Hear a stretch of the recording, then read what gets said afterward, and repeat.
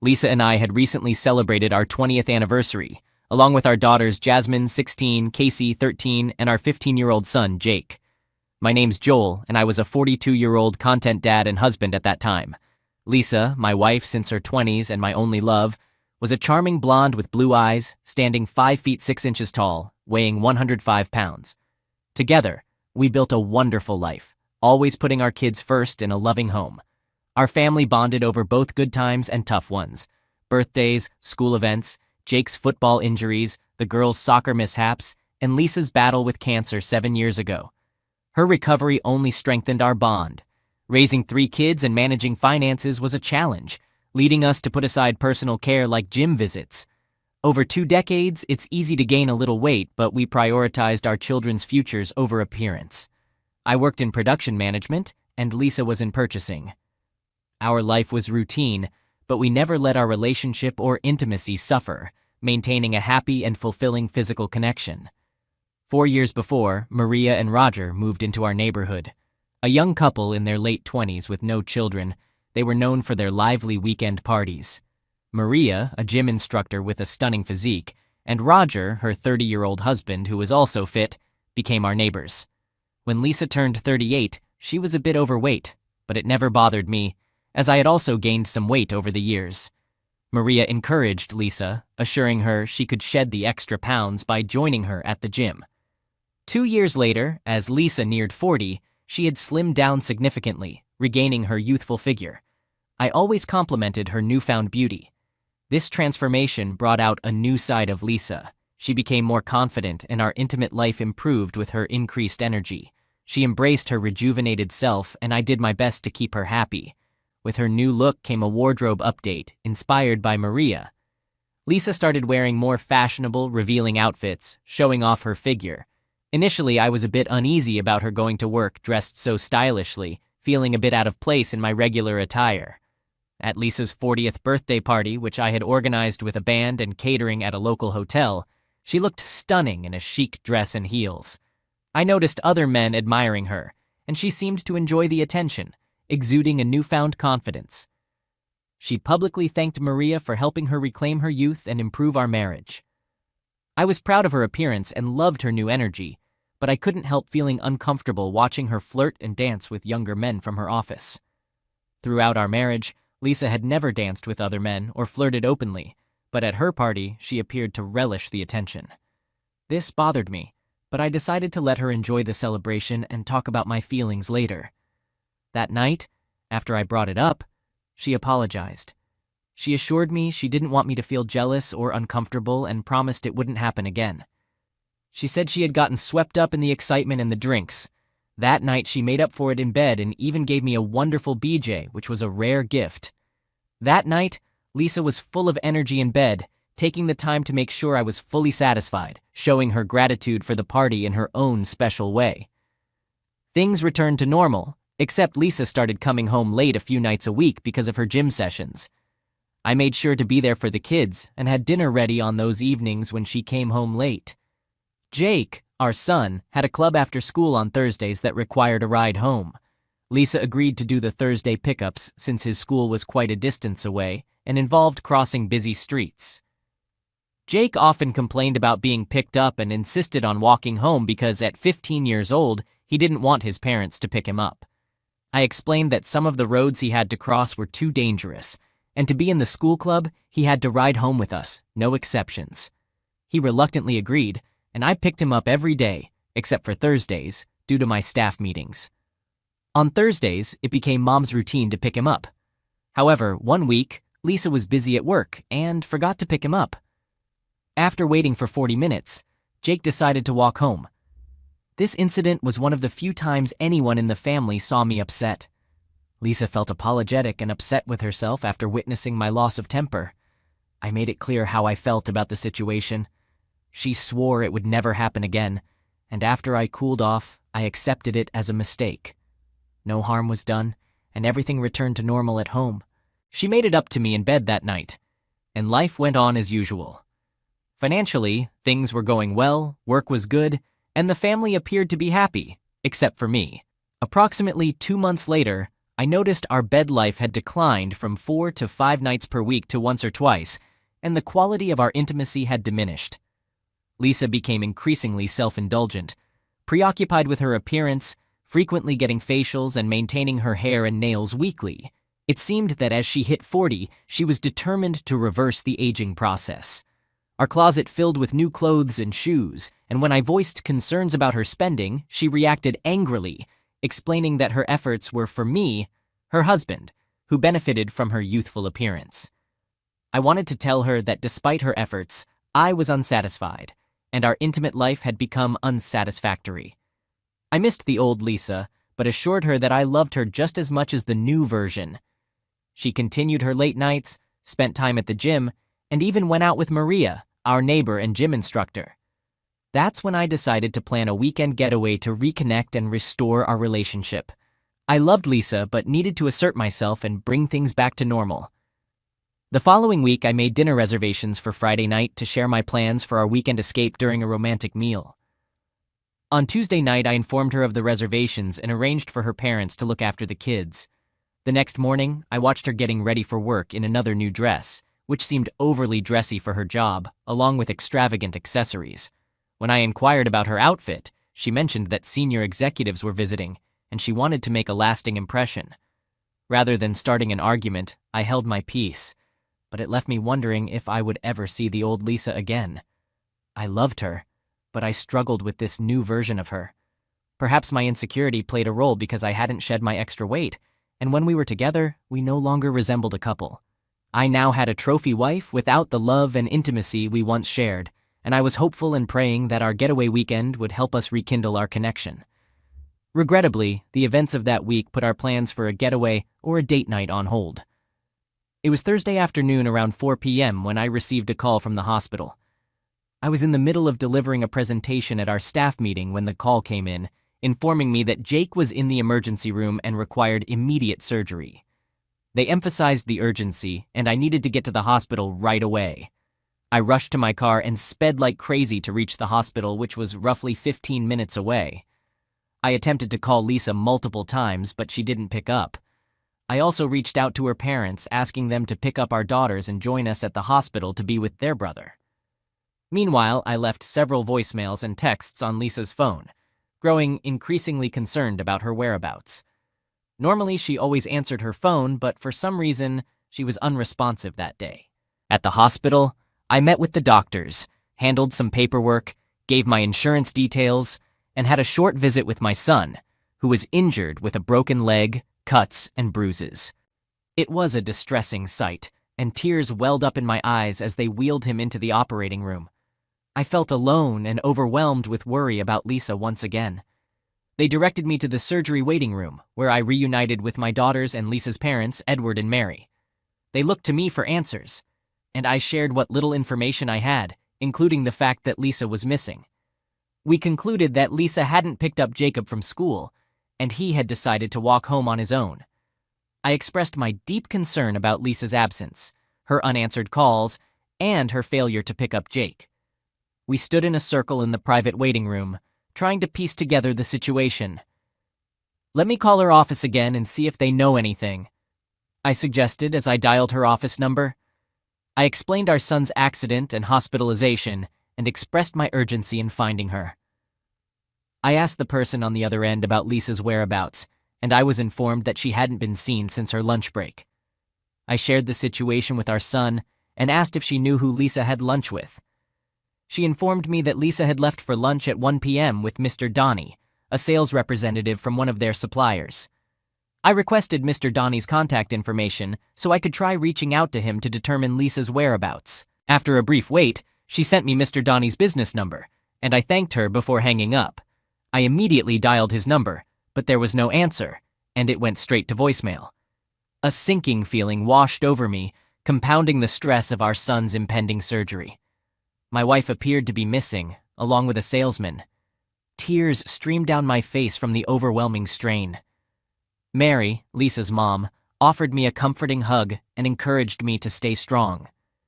Anger began to well up inside me when I suddenly heard Jasmine shout, "I found Mom, Dad!" I turned to Jasmine, who was holding up her phone, and anxiously asked, What do you mean? She mentioned that her mom had installed a tracking app on their phones to keep tabs on them, and it worked for her phone too. She pointed at a blinking red dot on her phone and said that's where she was. I inquired about the location, and she zoomed in on the phone, revealing it was at a downtown hotel. The surprise was evident on everyone's faces upon hearing this. I swiftly formulated a plan to contact her, although I knew it could mark the end of our marriage. Curious glances followed my actions as I dialed the hotel's number and asked to be connected to Mr. Donnie's room. They placed me on hold, and after a moment, I heard the phone ringing. Frustration was apparent in the man's voice when he finally answered after 8 rings. "Hello, is this Mr. Donnie?" I inquired. He confirmed, and I requested to speak with Lisa. There was a brief pause before he responded, claiming she wasn't there. In a firm and controlled tone, I asserted, "Donnie, listen closely. I'm her husband, and our son is in critical condition at the hospital." I continued, "I know she's with you, and I need to speak with her urgently. Please put her on the phone." I raised my voice in anger, warning, "Donnie, if her son doesn't make it before I talk to her, I will find you and deal with you personally. Do you understand? Now put her on the phone." I heard some movement on the other end, and then Lisa's nervous voice came through, saying, "Hello." My tone remained firm and controlled as I relayed the news, informing her that Jake had been hit by a car on his way home from school and was in critical condition. I instructed her to come to the surgery waiting room at X hospital as soon as possible. Her scream resonated through the phone, and the call was abruptly disconnected. At that moment, I had been so focused that I forgot my 2 daughters and Lisa's parents were listening to the conversation. They now stared at me in utter shock. The emotions of the day, coupled with hearing my wife talking to her lover, overwhelmed me, and I couldn't hold back tears. For the first time in front of my family, I cried. The pain from Jake's accident and the loss of my wife was too much to bear, and I found myself on my knees sobbing. My children hugged me tightly, sharing their tears.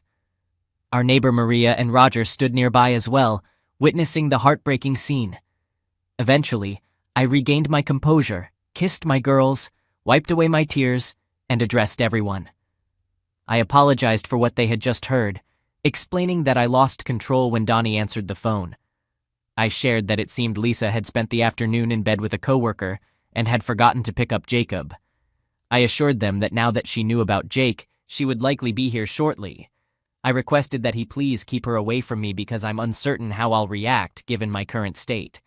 I could see the anger in her mother's eyes. Mary was a strong woman who had not raised her daughter to behave like this. She had disapproved of her daughter's recent changes and had voiced her concerns, but she never expected her little girl to act this way. Jasmine was still in tears and asked, "Dad, is Mom cheating on you?" I replied, "It seems that way, but you can ask her when she arrives. For now, let's focus on praying for your brother. He needs all our prayers right now. We can address Mom later." About 20 minutes later, Lisa entered the surgical waiting room only to be confronted by her mother. Mary approached her daughter and delivered a harsh slap across her face with such force that it could have knocked down a grown man. Lisa's head almost spun around, and her face quickly reddened from her mother's blow. Mary, in tears, uttered, "You disgrace. We raised you better than this. This is all your fault. I hope you're satisfied." Her dad intervened, grabbing Mary and looking at Lisa with a sorrowful expression. He told her, "Lisa, enough of this. We all know what you've been up to today. It's a shame that you cared more about your lover than your son. Now your son is fighting for his life because you were with another man." At this point, our daughter Jasmine cried out angrily, "I hate you! You cheated on Dad, and now Jake might die. I hate you!" It was a chaotic and emotionally charged situation. Lisa glanced in my direction, but when she saw my expression, she turned away and sat alone on a chair away from the rest of us. We spent the next 30 minutes waiting anxiously for updates on Jake's condition, until a doctor arrived to speak with the family. He explained the injuries Jake had sustained, including broken bones and a punctured lung that had been treated. The doctor informed us that he would need a blood transfusion and asked if we could donate. We all agreed without hesitation. As we waited for our blood to be drawn, I couldn't help but glance over at Lisa. Her appearance was disheveled, and I realized she must have rushed out of the hotel room to get to the hospital. I couldn't help but comment, "Lisa, you look disheveled. Your nylons are missing, your makeup is smeared, and you haven't even brushed your hair. You smell like Zex, and I suspect you're sitting here with your family while your body carries your boyfriend's scent. This is the height of disrespect. My comment caused her to finally lift her head and speak for the first time since her arrival. She responded, "He's not my boyfriend. Please don't say that. There's no one else. I only love you." I retorted, "Liza, if he's not your boyfriend, then are you just sleeping with random men? Are you really just promiscuous? Please show me some respect. I'm not oblivious. You've been rejecting me for intimacy for the past 2 months. Even last night, you claimed to have a headache and turned me down again. Why, Lisa? Did you want to be with another man instead? Why, Lisa? Did you want to be all refreshed and ready for your boyfriend today? Look, this isn't the right time or place to discuss this. Just go home, freshen up, and return looking presentable. Our children and your parents don't need to see you like this. I don't want to discuss your betrayal or our divorce until after Jake gets better." She immediately replied, "Divorce? No. Joel, you can't divorce me. I love you. Please don't say that." I told her, "Lisa, we'll talk about our future, but not now. I can't expend my energy on you at this moment. My focus is on Jake, not what you've done to our family. Just go home and get yourself cleaned up. If you can't drive, I'll have your dad or someone else take you, but you need to leave now. Jake won't be out of surgery for a while, and you should be here when he wakes up." She stood up, tears still falling, apologized, and left. About 2 hours later, Lisa returned with no makeup, her hair in a ponytail, and dressed in jeans and a sweater. She had stopped crying but still looked worn out from the emotional turmoil. She sat with her parents, and our girls stayed by my side. I spoke to my daughters, emphasizing the importance of not harboring resentment towards their mother and the need for us to focus on Jake. I explained that we could have conversations about this situation later, but for now, we needed to come together as a family. For the next 2 days, we took turns keeping vigil for Jake, who remained in a medically induced coma. Finally, on the 3rd day, we received positive news from the doctors, and Jake was going to be okay. He would need to stay in the hospital for a while, but he should be able to go home in about a week. We all cried tears of relief and embraced each other upon hearing the good news. Lisa tried to approach me, but I kept my distance and gently pushed her away as I comforted my daughters. Her world had shattered, and she didn't know how to reintegrate into the family or salvage her marriage. Since our family members were taking turns staying at the hospital, there were no sleeping arrangements for Lisa and me. However, on the 3rd day, I decided to communicate my intentions regarding our living situation once Jake returned home. I informed Lisa that now that Jake was on the path to recovery, I would be sleeping at home again. I made it clear that I didn't want her in my bed, and given her involvement with others, I believed it was only fair for her to move her belongings into the guest room. She cried and professed her love for me, asking me not to kick her out. I told her that, for the time being, until Jake fully recovers, there is no us. She remains the mother of our children, and we will need her help with Jake's recovery. However, as far as I'm concerned, she and I are no longer a couple. While we may still be legally married for now, I no longer see her as my wife. She cried again, but she understood and relocated to the guest room. I also discussed this change with our daughters, and they comprehended the situation. We all agreed not to let Jake know what was happening until he was well into his recovery. I transformed our living room into Jake's recovery space, rented a hospital bed and wheelchair, hired a daytime nurse, and prepared for his return home. With Jake unable to move freely in the living room, he wouldn't be aware of our sleeping arrangements as long as our secret was kept. His recovery remained our top priority. Regarding the vehicle that struck Jake, it turned out to be a driver for a paint company. During the investigation, the police discovered that the driver had been vaping, texting on his phone, and was under the influence at the time of the incident. Our lawsuit gained considerable attention, as our attorneys recognized we had a strong case and sought substantial compensation. After the jury listened to the entire story, the company realized they were in trouble and offered us a substantial settlement instead of risking an even higher punitive damages payout from the jury. While this did little to ease our anger and grief, it did provide us with the means to afford the best medical treatments and physical therapy for Jake. It also secured his future, covered the kids' college expenses, and allowed me to take a hiatus from my job to be there for Jake during the 18 months it would take for his full recovery. My wife and our daughters all played a role in Jake's recovery. When Jake was released from the hospital, we brought him home to a new room, complete with a hospital bed, a TV remote, and his video games, to make him as comfortable as possible during his rehabilitation. We had several day nurses assisting us during this period, which turned out to be a blessing. Maria and Roger came over daily to help, and together with our daughters, we adapted to the new normal. Roger and I spent a lot of time discussing my plans. While her parents suggested counseling to try to keep our family together, I expressed that I wasn't ready and wanted to continue focusing on helping Jake through this challenging time. Lisa and I only communicated when we were together with Jake.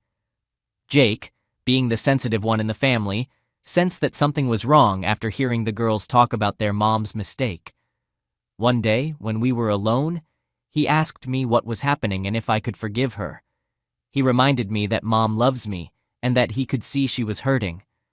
I wiped away a tear and told him that their parents' issues were not his concern and that he should concentrate on getting better.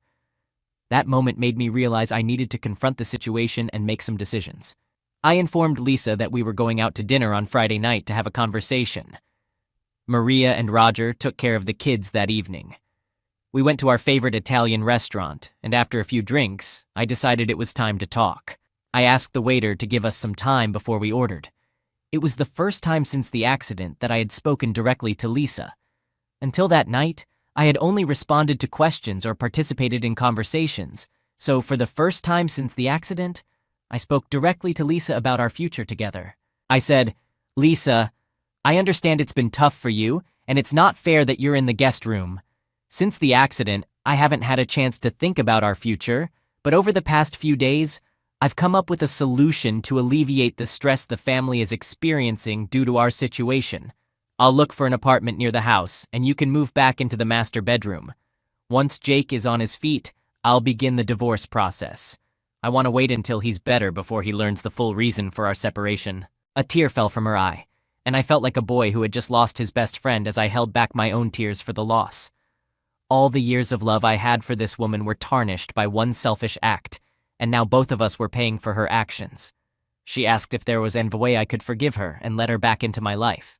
I responded, "Lisa, I love you and I probably always will. Aside from Jake's accident, losing you has been the hardest thing I've ever faced. I just don't see a way back. Your selfish choice to put your boyfriend before our family and betray my love is something I'm not sure I can ever get over. Our son Jake nearly lost his life because you chose to be with Donnie. Take a moment to consider my perspective on this." She asked me not to mention his name and admitted that she has despised herself since that day, recognizing that she messed up badly and doesn't deserve anything from me or our daughters. She wondered if there was anything she could do to make amends. I replied that I doubted it, given that, as far as I knew, she hadn't taken any steps to resolve the situation, which seemed to indicate her lack of genuine concern. I added that once our divorce was finalized, she could pursue her relationship with her boyfriend or anyone else. With her new appearance and charm, she could likely attract any man she desired. She acknowledged this, but emphasized that since the accident, she had been trying to support Jake and had attempted not to dwell on what she had done to me. She implored me to consider giving her another chance. I responded, "Do as you wish, Lisa. I'm not making any promises. I'll wait a few weeks before I begin searching for an apartment. However, I must admit that when I reflect on the months leading up to the accident, the way you treated me, the lack of intimacy, and your self-centeredness, I can't help but believe that you genuinely don't care. I was by your side during your illness and idolized you. Yet, you discarded all that love as if it were trash. You handed over what was once mine to another man, allowing him to exploit you, and who knows what else transpired between you two. I'm not sure how I can move past that, Lisa. Tell me, how long were you involved with Donnie before that day?" She confessed that she had never been with him before that incident, and that it had only happened once, insisting there was no one else. I clarified that her response didn't address my question about the duration of her relationship with Donnie. It was evident that they had made plans before that day. I speculated that they might have had lunches, after-hours drinks, exchanged special text messages, or even emails. I asked if I would discover evidence of a relationship if I checked her phone's text messages or emails. I explained to her that an affair involves more than just physical intimacy. It encompasses emotional involvement and attention given to another person. I urged her to be honest. She finally admitted that it began about 3 months before the accident, right before her 40th birthday. She mentioned feeling old, but when Donnie learned she was turning 40, he began complimenting her and making her feel young and desirable. She knew it was wrong, but couldn't deny that she enjoyed the attention from a younger man. She mentioned that she began to feel attractive again, and his constant flirtations contributed to this. She admitted that after 20 years of being with only me, she suddenly felt like a schoolgirl. Donnie persistently asked her out to dinner, and his continued flirting made her feel even more desirable. On the day of the incident, he took her to lunch but surprised her by taking her straight to his hotel room, suggesting they order room service. It didn't take long for him to seduce her, and she's been regretting her actions every moment since. She emphasized that it was a one-time mistake, and she vowed never to repeat such behavior. In response, I reminded her of her enjoyment of dancing and flirting with younger guys at her birthday party. I mentioned our previous conversation about it and acknowledged that since she started going to the gym with Maria, she had undergone changes. I expressed my dissatisfaction with the new version of Lisa and what she had become. I understood her desire to feel youthful, have excitement in her life, or seek more than I could offer, but I wished she had communicated her feelings with me instead of seeking something outside our marriage. I didn't want to live with a partner who made me feel like I had to compete with younger men or that she was engaging in secretive activities. My confidence in myself, our marriage, the trust I had in her, and our life together had all been eroded. I conveyed my uncertainty about whether anything could be done to mend our relationship. After our conversation, we ate in silence, both processing the discussion, and returned home. Roger seemed hopeful, but I shook my head and thanked him for looking after the kids. When we entered the house, Maria noticed Lisa's tears and realized that nothing had changed. At least we had made an effort. A month later, Lisa surprised me by making dinner reservations and taking charge of the conversation. She acknowledged that I had been right about everything, admitting that for the past 2 years, she had moved on without me and had only focused on herself while trying to improve her physical shape. She acknowledged that what she had done was unforgivable and couldn't be undone or changed. She informed me that she had been seeing a therapist to help her deal with the guilt from her actions. She described how every night she had cried for hours, reflecting on how close she had come to losing our son and damaging the man she loved. Her therapist had been instrumental in helping her understand the pain her selfish actions had caused and how she had hurt me in the worst way possible. She also mentioned that the therapist had provided some insights into her poor choices. She explained that her actions had been a cry for attention or possibly a midlife crisis, but I disagreed with her and took complete responsibility for my own mistakes. I acknowledged that I had messed up, made poor choices, and had convinced myself that I deserved to enjoy my newfound youth after putting in so much effort to look good. Initially, my intention was just to get in shape, but as I shed the extra weight, I started receiving a lot of attention from men. This newfound attention made me feel youthful, attractive, and desirable, which was particularly impactful as I approached my 40th birthday. As she spoke, it was evident that she was struggling to hold herself together, and I sat in silence, allowing her to continue. She admitted that what was truly baffling was that she had loved our life, our children, and our marriage. She had never contemplated hurting me or being unfaithful, yet that's precisely what had happened. It began innocently with flirting, some of which you witnessed at my birthday party, though I had dismissed your concerns. Then came the lunches and more flirting until I ultimately allowed myself to make a terrible mistake during a meaningless afternoon of sex. I despise myself for what I did, and I now realize that it's not reflective of who I truly am. I want you to understand how deeply sorry I am for the pain I've caused you and the damage I've inflicted upon our son. I carry an immense burden of guilt and suffering each day. My actions were entirely selfish, driven by my own desires, and I wasn't considering the consequences for our love and marriage. What I'm sharing with you isn't an excuse, and I don't expect your forgiveness because I violated our vows, betrayed your trust and affection. I'll accept it if you decide you want the worst for me in light of what I've done, though it will sadden me. Ultimately, I want you to be happy, and with someone you can trust. In the meantime, I'm committed to making an effort to win you back. Joel, during our last dinner, You pointed out that I hadn't taken any steps to salvage our marriage, and I confessed that I had been so preoccupied with our son's well-being that I didn't know how to save us. Since that moment, I've spent the past month working to demonstrate what I've done to try and bring you back." She maintained her composure and spoke with a serious tone, outlining her plan. First and foremost, she revealed that she had submitted her resignation and intended to become a stay-at-home mom. She planned to care for Jake full-time, eliminating the need for day nurses. She had also informed her boss, Mr. Connor, about her affair with the supplier. Given the supplier's standing in the community and church while she was with her boss, he had called the supplier and conveyed that they would sever their business relationship unless they immediately terminated Donnie. It turns out that our company is their largest customer, and a significant portion of their revenue depends on our business. Before we went out tonight, I discovered that we weren't the first ones to complain, and Donnie had indeed been fired. Following that, I visited Donnie's wife, Patricia, and extended my apologies for our actions. When I recounted the entire story and my efforts to mend things with you, the only man I've ever loved, I broke down in tears. Patricia responded with more kindness than I would have expected, possibly understanding the guilt and remorse I was experiencing. She tried to console me and mentioned that it wasn't entirely my fault, as Donnie had a reputation as a womanizer with a knack for seducing women. However, she also admonished me not to disrespect the man I love ever again. She wished me luck in reconciling with you, and mentioned that while this wasn't the first time something like this had happened, it would certainly be the last. I got the sense that she might be seeking legal advice. After leaving Patricia, I called Maria and informed her that I was discontinuing my gym membership. I also planned to continue with therapy. I had come to the realization that I'm a mature woman with a family that relies on me, and if given the opportunity, I'm determined to be the best mom and wife I can be. Additionally, I decided to give away all of my new clothes, retaining only a few items more suitable for someone of my age. Continuing her narrative, she mentioned that she had been researching articles about affairs over the past few weeks.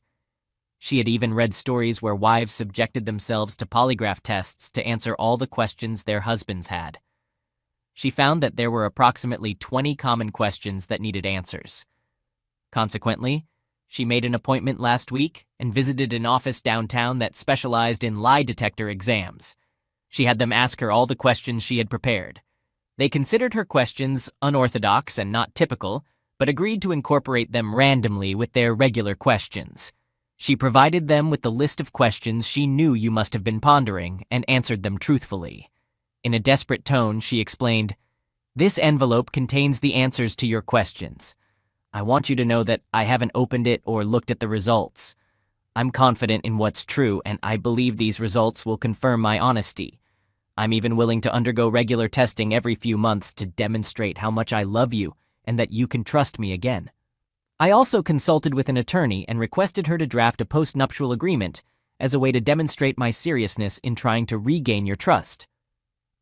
This post-nuptial agreement stipulates that if I were to make the same mistake again, I would willingly forfeit custody of our children and vacate our home without seeking any support or alimony. I've learned that this is a common practice for individuals who have cheated, like me. Yes, I acknowledge what I've done, and I've come to terms with the label, no matter how tarnished it may make me feel.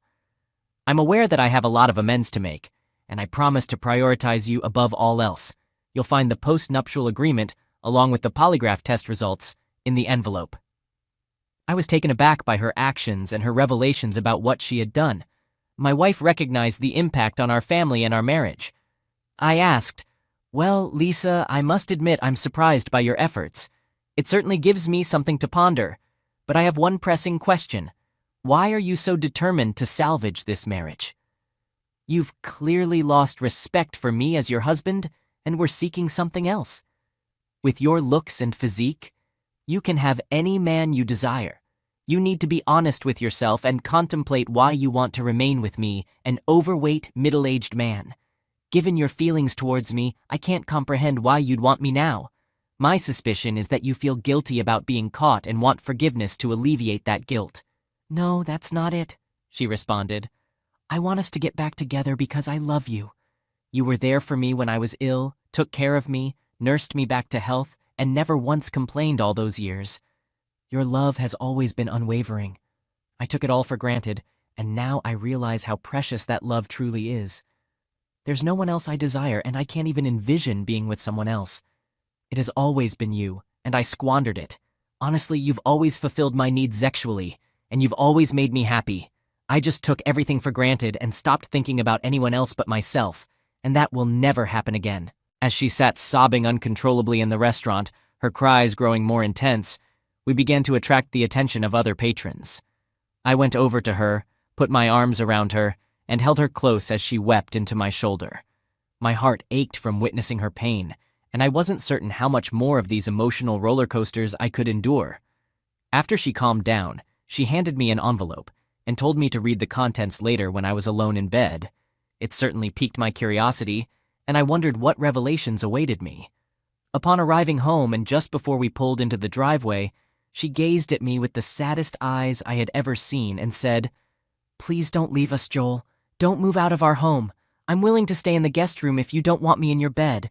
I understand why you wouldn't want me there because if I were in your shoes, I'd feel the same way. I comprehend, and I'll be there for as long as you want. I just want to be with you and reunite our family. Please don't abandon us. I understand you may never forgive me, but I'm asking for a chance to win back your love once more." Once in my room, I took a shower, brushed my teeth, got into bed, and stared at the manila envelope, pondering what revelations it held. Would it make any difference? Did I even want her back after everything that had unfolded? Would I dare to open the file? Those questions swirled in my mind. Opening the envelope, I was taken aback by the level of detail contained in the polygraph test report. I examined all the questions, responses, data, and the summary. Evidently, she had put in considerable effort, as all the questions that had plagued my thoughts were now addressed and in my hands. Uncertain if I was truly prepared, I was about to uncover the truth. The questions appeared to be scrambled and presented out of sequence, perhaps intentionally designed to prevent her from anticipating the next inquiry. It was apparent from the questions that Lisa herself had crafted them, as they didn't adhere to the typical format of a polygraph test. Reading her answers, I slept soundly that night, still uncertain about my future, but somewhat relieved by the answers to those pressing questions. The following morning, I approached Lisa's room and requested her presence at a family meeting.